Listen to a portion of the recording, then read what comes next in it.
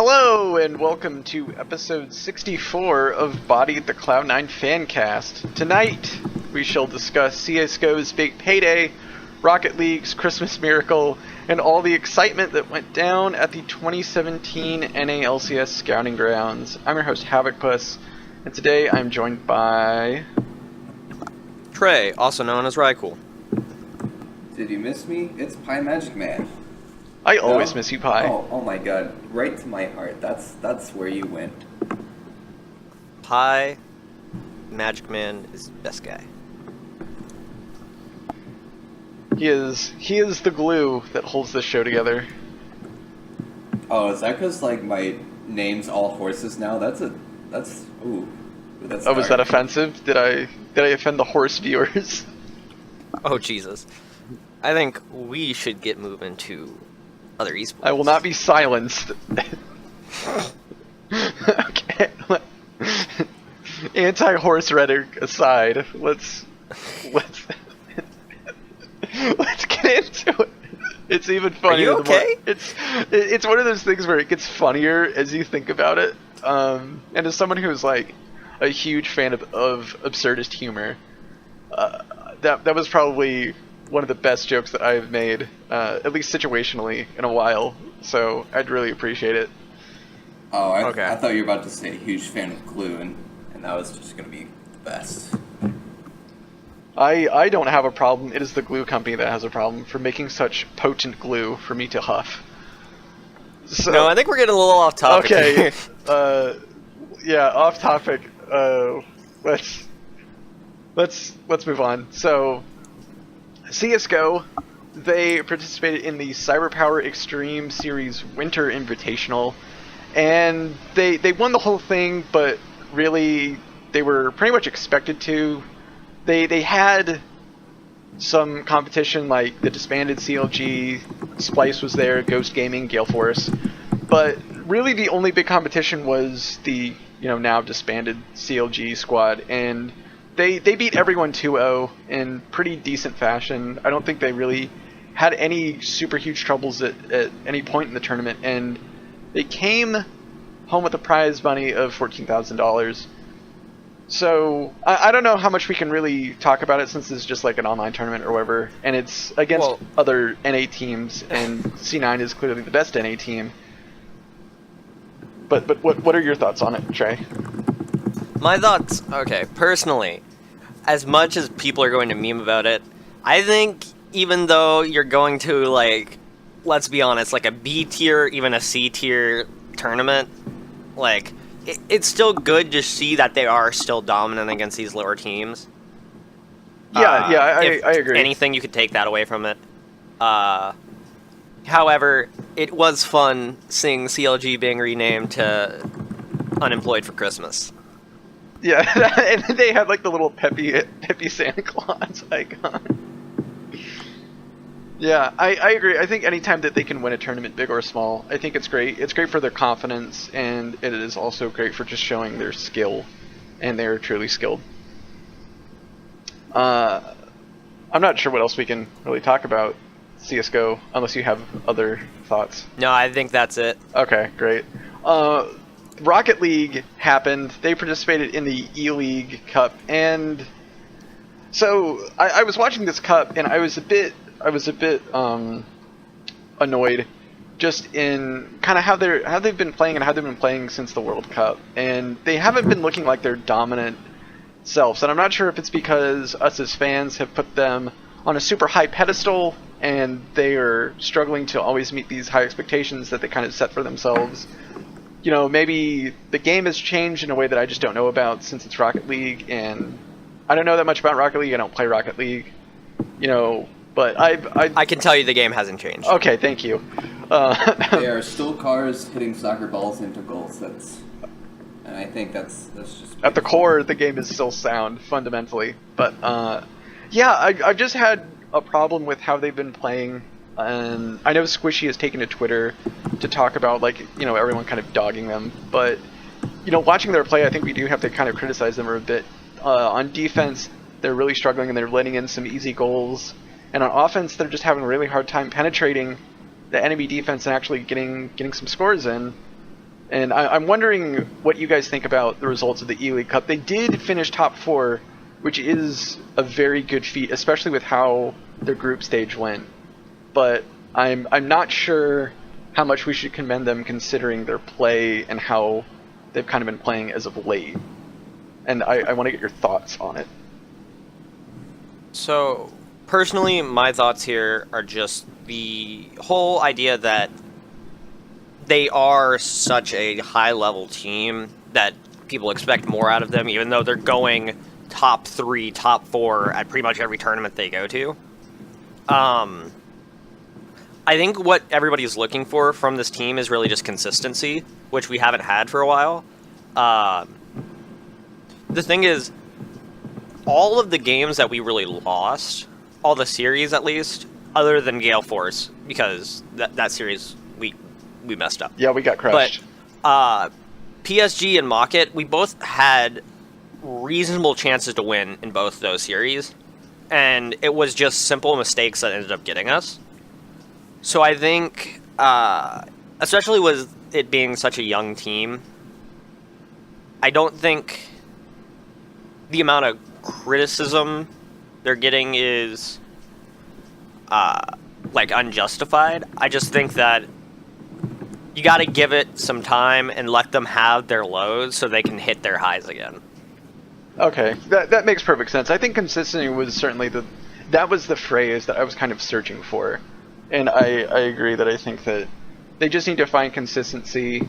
Everything that you've said, I completely agree with. I can't argue with it. Once again, Trey, you have gotten me to my core, and you have shown me the way. You have guided me when I was lost in the darkness. Of course, my son. Pi, do you have any car soccer thoughts?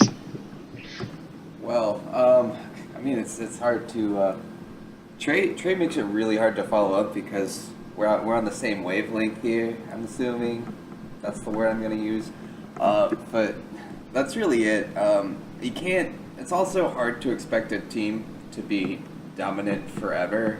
Like, you know, maybe it's a slump. It hasn't been too long since this slump has started.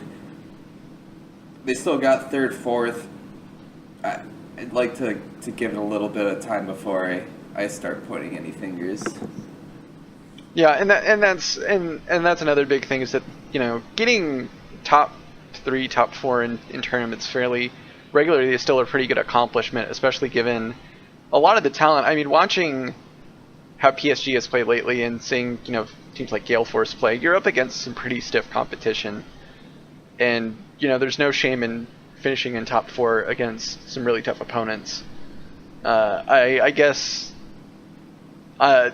with Rocket League, this is like the first kind of Cloud9 team that I kind of was able to get on the ground floor on, and they'd be like, oh wow, they're doing super well, this is great, and then they start to dip a little, and then, you know, I'm just kind of sitting there like, what happened? What's going on, guys? Like, why not be like before when we were great? Why be less great? But yeah, the thing is also, I'll also say this: when you're not comfortable and you're playing, or you're playing from behind, or you have a lot of pressure on you, it does change your mentality. And I think we see that in these players because they are seen as that big North American team that can take down some big teams. So because of that, I think there's a lot of pressure on them, and that can get to your head, especially for these young guys. So, yeah. I think just give it time. I think they're going to come back, and they're going to come back strong. Agreed. Les, Obi-Wan, and Anakin before them, patience. That was a half-baked Star Wars reference, but I pulled it off. I couldn't tell it was a Star Wars reference when you said Obi-Wan. Oh, whatever. Let's move on to PUBG really quick. So yesterday, they played in the PUBG Online NA Showdown Championship, or at least like the group stage or whatever the bracket. Their formatting is weird, but anyway. So Cloud9 played, and they actually won the first game, and they actually played super well. That they were able to. I think they were maybe even the top team in this whole series, but they played super well enough to where they actually got to move on to the grand finals, along with Shoot to Kill and Affinity. So I wasn't able to watch the game. I'm not sure if you guys were, but hats off to PUBG. They've been killing it, especially when it counts. I think our PUBG team is really starting to gel, and it's a treat whenever we can see them play. I really agree. The one thing I will say is I love watching player POVs, and I'm really glad that a lot of the tournaments have player POVs, but can we please get a UI for like a spectator mode that's good and that follows multiple players around? Yes. Please. This is what I have been asking since day one, since this professional scene has started. It is so annoying to watch a PUBG game and just not know what's going on because there's like 90 dudes running around and you don't know where your favorite team is. Just track my team. Just let me see my team. I think the hardest thing would be like the advertising perspective. Like, how are you going to actually host these many streams? But seriously, if they could like find by proximity, like how many people are closest to each other and pick someone from that area to follow, because that's where the action's going to be. Like that's what we want to see. That'd be a good way to start going about it. Yeah, that, or even like in the spectator mode, when something's going to happen, let's say you think a fight's about to happen, you can toggle like an X-ray mode, or like similar in CSGO, where it shows the outlines, red silhouette over the wall.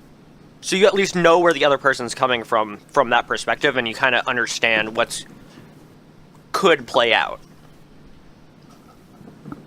Yeah. I just really want to make it easier to watch, because I know that when the IEM Oakland stream was a lot better than most of the other PUBG stuff that I've watched, because I think they had better casters, and I think they had better observers as well. But I think they need like a UI or something to make it, just a bit more viewer friendly. So yeah. Moving on, just a quick reminder for anyone listening live. The London Spitfire, our Overwatch League team, our bountiful Koreans, they play tomorrow, December 7th at 5 p.m. Eastern. They're going to be playing against the LA Gladiators, which is Surefour's team. Surefour used to play on Cloud9, so kind of a grudge match in a sense. I'm actually really looking forward to this match, not just because it's the London Spitfire, but because it's Spitfire versus Surefour. You can also hear about a bit more in-depth on the match results and stuff on our Spitfire and Overwatch League podcast, The Dogfight. We stream it at Monday, 10 p.m. Eastern. Check it out. It's super fun. We have a great group of people that come together and just talk about Overwatch, and it's great. Yeah, I gotta get in on that eventually. Yes. I don't know when. Eventually, I'm gonna get in on Eventually. If you can stomach Overwatch, you'll get it. Dude, I love... Okay, quick aside here. I love Overwatch. I'm not really the best at playing. I kind of get bored playing. I like the design. I like the idea. I actually really like some of the teams and the talent. But Overwatch is hard. It's really hard to be passionate about. But I'm getting there. So give me time. I am there. It has maybe even become the new League of Legends for me. I enjoy playing it a lot more than League. I've grown very, I'm not sure what the right word is, but I don't like League as much anymore. It's too frustrating. To be fair, League this patch is a total mess. It really is. I've tried playing some, try to get back in the groove, try to really get to becoming passionate about it, and it has completely destroyed my confidence in the game and myself. See, the problem is you're not playing Rez and Jace Jungle and all the other fun things you can do with That's clearly my problem. Lepto Ezreal. I'm not good at Ezreal. I try to play him, but I can't get through lane. I think I play him wrong. Then play him in the jungle. Difficult. you don't have a lane when you play jungle Ezreal. It's true. I can get out of lane. And just like Sneaky, once I get out of the lane, I'm good. But speaking of League, the NALCS Scouting Grounds happened, and it was actually a pretty cool event. 20 of the best NA solo queue talent came together to display their strengths and hopefully get signed by a team for either the academy scene or maybe even become a sub on a main roster. There were 4 teams, they're named after the Drakes in the game. So TSM sponsored the Infernal Drake, Optic sponsored the Ocean Drake, CLG sponsored the Mountain Drake, and of course, Cloud9 sponsored the Cloud Drake team. And they played some matches off stream to try to see who was good and who wasn't. And it ended up Cloud and Mountain playing for the 3rd and 4th place game. Cloud unfortunately lost, but something that I want to bring up before we get into this, Zyrene and Captain Flowers were casting that game, and they pointed out something very interesting, and that's that winning in this tournament doesn't really matter. You can be like the 4th place team and still be fine, because it's all about just showcasing individual talent. It's showing what you can do on a micro level as an individual and what you can do on a macro level as a team and as a unit. So even though, like what happened, Cloud lost to Mountain 0-2, it kind of works out because everyone on Team Cloud and everyone on Team Mountain and all the other teams just tried their best to display the skills that they had. So with that in mind, what did you guys think of the event? I was pretty happy with the event. The one thing I will say is I really wanted more content. The fact that we only got the 3rd, 4th match and the final match is kind of upsetting, especially when you do have these players working over a long period of time. I would love to see the growth from like when they're first coming in to the final games. Yeah. I think that would allow for people to really understand and get to know the players better. Yeah, that was my issue as well. I was really hoping that they would do a bunch of media stuff, and they didn't really do that many media stuff. I mean, they had like Blitz. There was a couple of tweets, but that was it. Yeah, there was a couple of tweets, but that was it. There wasn't like a bunch of like multimedia interviews with the players and showing like how the team is growing over like the week and all this other stuff, which would be incredibly great, especially if like you're like a new viewer, right? You see this like, oh wow, I get to see the players grow before my eyes. That would be incredible content.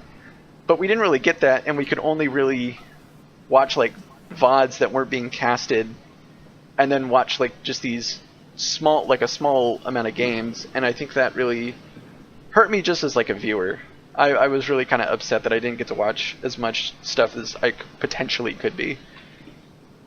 Another thing for me that ticked me off a little bit, they were still on patch 721, I believe, which meant they still had old runes and masteries. They didn't have all the new stuff that's currently meta right now. It's really frustrating to be playing at like this level for so long and then move back to the previous format. I think the time would have been okay, but Riot decided that they were just going to play it on that patch. Other than that, I was happy with the event. Pi, were you able to catch it? Unfortunately not, with work and travel, but I would like to make a note of that point that you made about what Zyrene and Captain Flowers pointed out. So essentially, we're taking 20 solo queue players and throwing them through like this crazy boot camp to try and form them into a cohesive team to show off their stuff. If we remember historically every single spring split when these roster shuffles happen, even pros who have been around the scene for a long time can't quite come together as a cohesive team until much later. So to expect 5 people who haven't had to play together like as a close team in the sense of competitive, not just solo queue. Yeah, the place really doesn't matter. It's like I'm not quite sure how like Combine does it, but people will get pointed out if they make some crazy play that sometimes that leaks out, and that shows a lot more than working. Like your team might not be the best, but you can still look good. Yeah, and it's really about the players in this event. It's not about winning, and I think that's the great thing about this event is that it shifts emphasis away from being on a winning team and just being a player that's trying to excel. And I think that's just really great. Just kind of gives me the warm fuzzies that hey, on this day everyone's a winner, and that's really great. But speaking of people that are performing, they had a draft afterwards, which was also interesting. This is the first time that this has happened, and Cloud9 made some moves, and Jack was able to purchase the first and third draft spot. So our first pick was League, which I'm certainly not surprised at, because I think he showed that he was one of the best top laners at the event. He played really well. He was in losing matchups like both times on tanks, and he was going even or maybe even slightly ahead in lane. He even got like a solo kill or two, and he was trying to just hard carry even on champions that really weren't meant for hard carrying, and he tried his damnedest. And I think League was a really great pickup. He seemed like a really skilled dude, especially for someone his age, and I think he was great. Our third pick was Ashe, and I'm very questionable on this, and we're probably going to get into it a little bit, but Ashe looked to probably be one of the weakest AD carries at the event. Him and Iron Pyrite really struggled in lane. Ashe had some flashes of brilliance, making some really good plays, but on the other hand, he was also getting cut out a lot. He wasn't able to do a lot in maybe the damage department, and he was really kind of struggling sometimes, but that might just be like a team cohesion issue, and like Trey and Pi pointed out that they had like 5 days to try to become a fives group, and that's pretty much impossible. But the last pick that we got, which is our originally assigned 9th place, is what really surprised me. We picked up Blabberfish, who is probably one of the best junglers at the event. What was really head scratching is that we already have Wiggly, so why bring on Blabberfish when we have Wiggly? So I'm curious to what both of you think about the draft, and you can go and expand that into all the pickups in general. We don't have to talk about just Cloud9's. Okay, so I'm going to start here. I'm going to just League, good first pick. I'm totally okay with it. Moving straight to Ashe. I think everybody overreacted with this one, but I think in the long term it's alright. When you think about, he did not perform well. However, we don't know what he looked like coming in. When you realize that he was playing with our team, working with our coaches, he may have started showing improvement overall. And there was the Blitz report that said he was really valued for his attitude and his communication. So he may be one of those more passive ADCs, but could work on a team where, the ADC isn't necessarily going to be the carry, where you have like a really strong top laner or like a really, really good mid laner. Which is basically Cloud9's strategy in the first place. Well, I think... I mean, we're a very mid-centric team is what I'm saying. Our strategy has usually been through the mid lane. Yeah, that's true. And I think if he does end up coming to our academy team, he's not a bad pickup. I certainly agree with League, and I actually agree with Blabberfish, and the reason I think why they picked Blabberfish up is either they have a support signed already that just we don't know about yet, or they may be looking to trade out playtime with Wiggly on main stage or train Blabberfish under Wiggly. He definitely looked like he had some things to work on. He played really well, but there was some things, especially like map control, I felt like he struggled with. So, in that sense, I think he could improve, and I think Wiggly is actually really good for that. We'll have to really wait and see, but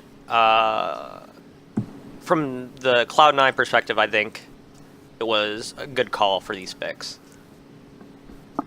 I just want to add, like, since Ash did work with the Cloud team the entire time, like, they know a lot more than just what the games show because of that personal time with him. Maybe he looked better off stage than he did on stage. Maybe Reaper saw potential or something. But there's a lot that can go on. Reaper wasn't there, but Westrice was. Westrice was. Sorry. Westrice, if he saw potential, and that's a big thing. And it is an academy team. It is to develop players. It's not necessarily get the best that you can to run over an academy league. It's to develop for the future. And as far as Blabberfish, I just want to say, because we signed Wiggly, that doesn't mean we can't sign another jungle. Like if you see a good player, it's good to pick them up. Like it's not bad to have like, you don't want to put all your eggs in one basket, I guess is what I'm getting at. Yeah, also true, and we could probably be maybe doing some trade deals where someone can buy Blabberfish from us and we can make a quick buck. I'm also more surprised that Winter never got drafted in this, so he was either already picked up for a team or no one wanted him, which seemed weird because Winter, he played his heart out, man, and Winter's a good friend of Cloud9. He shows up in the Discord sometimes. He's a very nice guy, and I'm a bit surprised that, at least from what we have access to information-wise, he didn't get picked up. That also brings back to my comment earlier about C9 possibly already having a support signed. Winter was a sub for us last year. However, I think he does have a lot to learn, but he plays very well. I think there may be some internal stuff that we aren't aware of, but I hope he gets onto an academy team, because he was literally... He wasn't even supposed to go to scouting grounds. Since formerly CLG Joey couldn't make it, he got in as like the 5th person going forth. Because of that, I think he played his mind like out of his mind. But we're never really going to know until we see the rosters for Academy. Yeah, very true. I'm really excited about the Academy scene. I think it's going to be very interesting to watch a lot of, upcoming talent, see people that have, like the raw skill and the raw potential, but maybe lacking in certain things that could be molded through either an organizational style or through players that have a lot of wisdom and knowledge that they can kind of pass on. So it should be a very exciting time. Does anyone know when the Academy scene officially starts? Is it the same time that any? I don't believe we have exact dates for that yet. Okay. I can search right now. Yeah, I wasn't sure if it so. starts the same time as the regular season or not. I don't think they've mentioned much more than it's a thing that's happening. Okay, that's fair enough. Yeah, no, they don't seem to have dates yet. Unfortunate. Alright.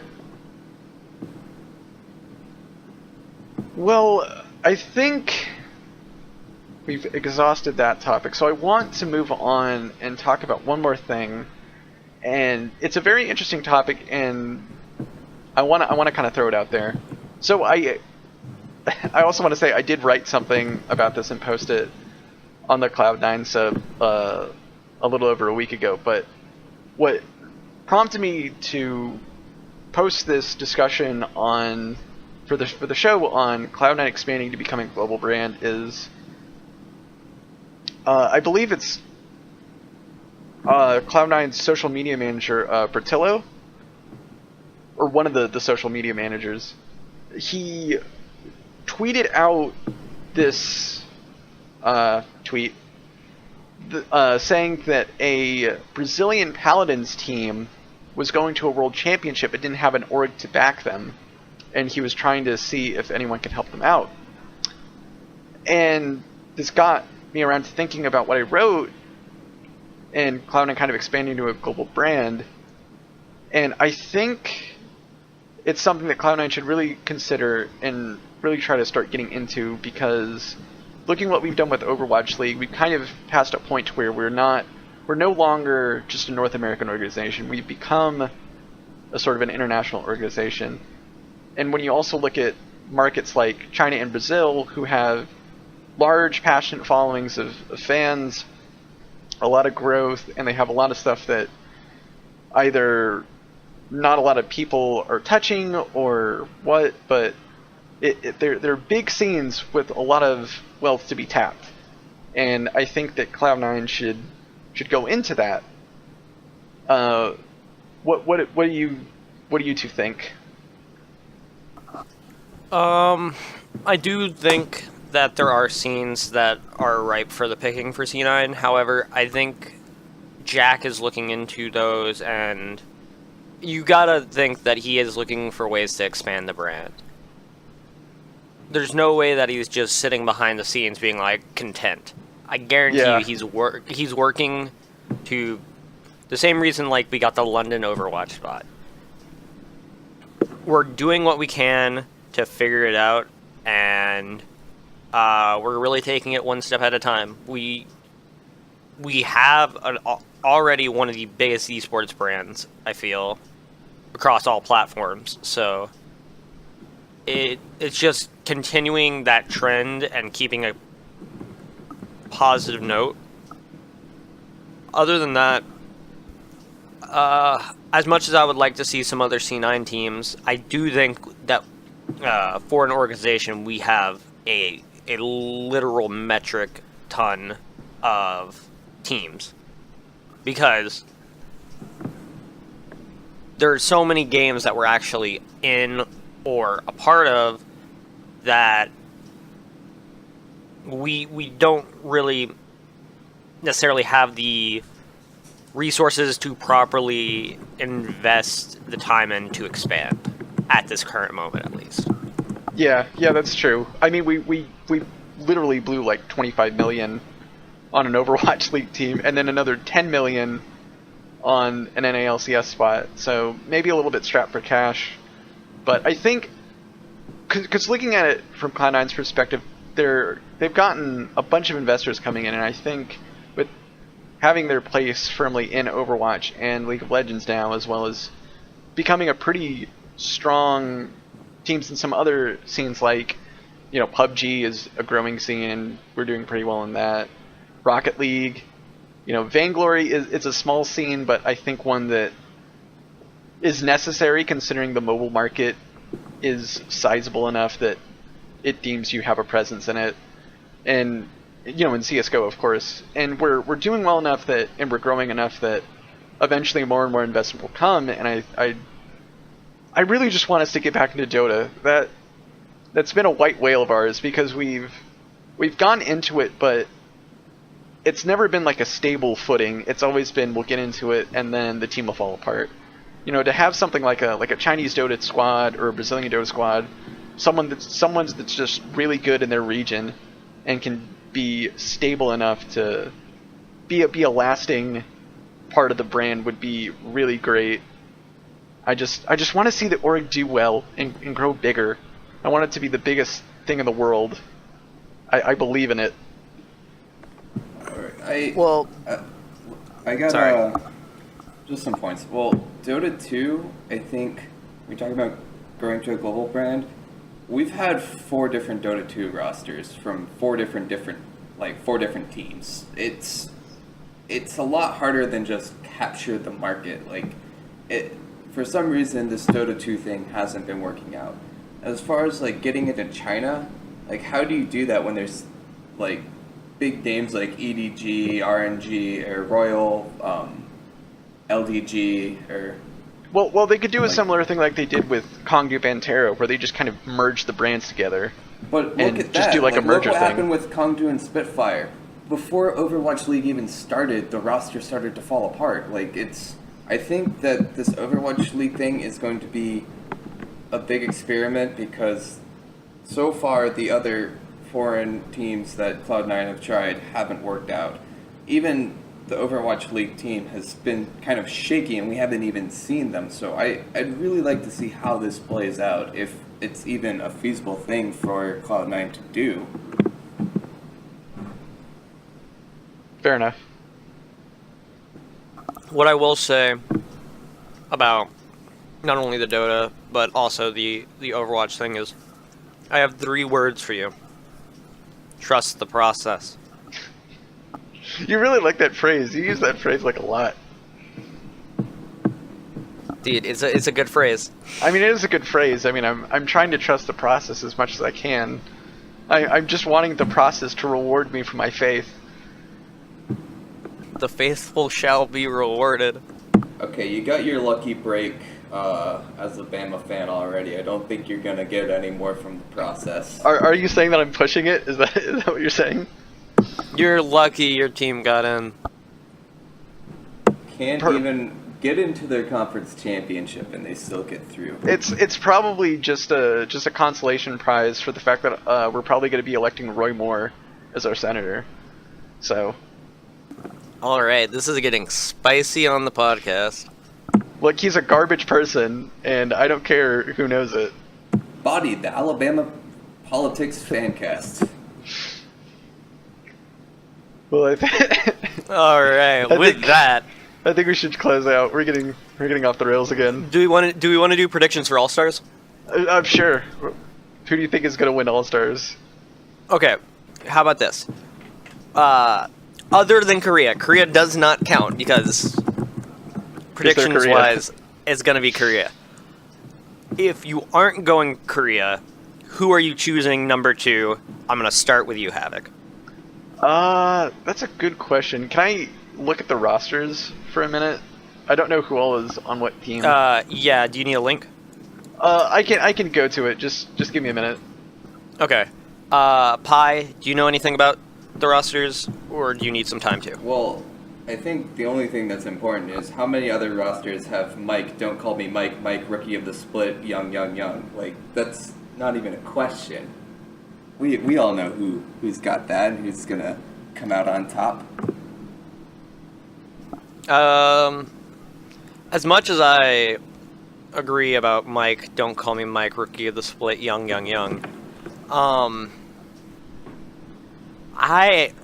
I don't know. I think the NA team is really good. I think nobody got, like, troll voted in. Their team seems super competitive.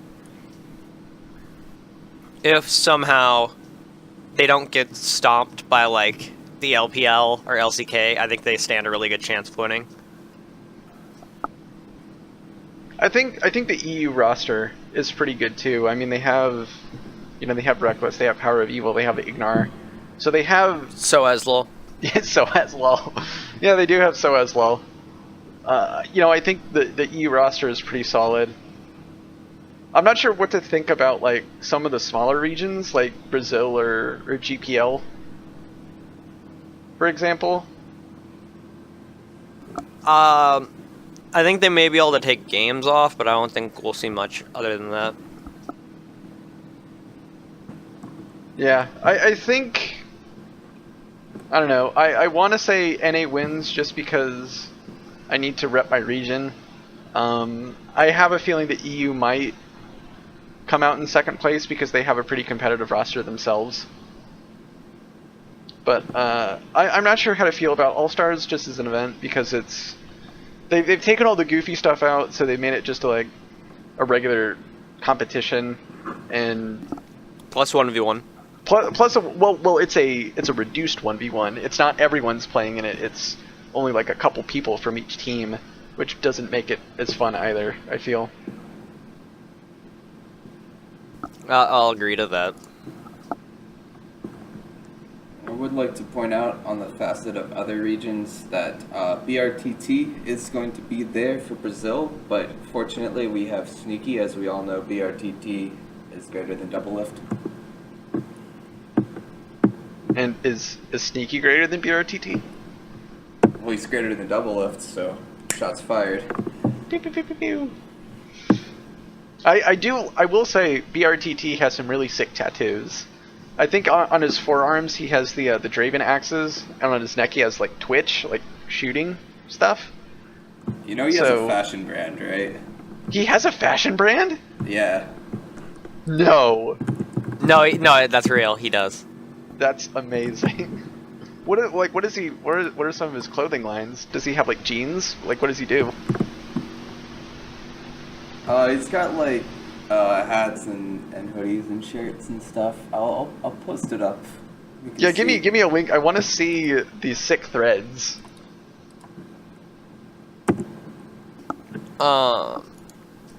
Anyways, that was all I really had for predictions wise. I hope All Stars shows us some new stuff about the patch. Maybe we learn some stuff. Maybe we don't. Maybe some shit's so incredibly broken as real that it gets nerfed to the ground. But I'm excited. These things aren't anything special. His fashion sense is garbage. I hate it. Wow, that's some real shots fired. Learn to design clothes, dude. But yeah, that's my thoughts on it. Pi, do you have any final words?